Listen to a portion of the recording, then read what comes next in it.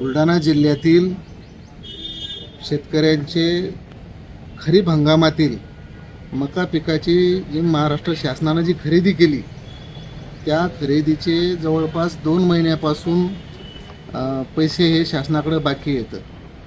जवळपास आता रब्बीचा हंगाम संपला, हरभऱ्याचे आणि तुरीचे पैसे लोक मार्केटमध्ये विकून घेऊन पावले आणि अजून खरीपाचे पैसे हे शासनाकडे त्या ठिकाणी बाकी आहेत।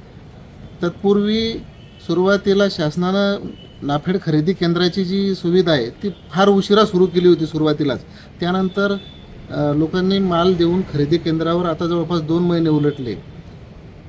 DMO ऑफिसला याची चौकशी केली असता त्यांनी असं सांगितलं की मंत्रालयामध्ये अन्न आणि जे खातं आहे आपलं नागरी पुरवठा तिथे त्यांची सही मंत्र्याची बाकी आहे। भुजबळ साहेबांना उदंड आयुष्य लाभो, पण हे शेतकऱ्यांचाही प्रश्न कुठंतरी निकाली निघाला पाहिजे।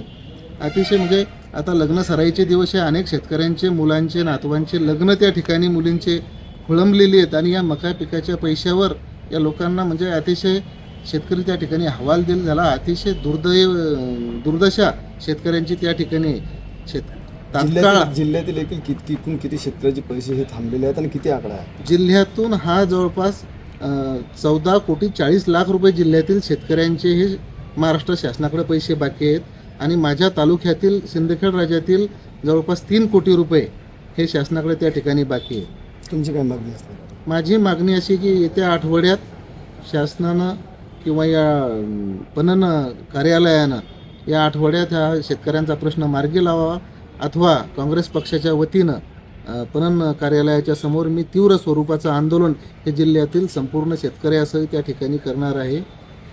हीच विनंती वजा सूचना या DMO ऑफिसला करतो।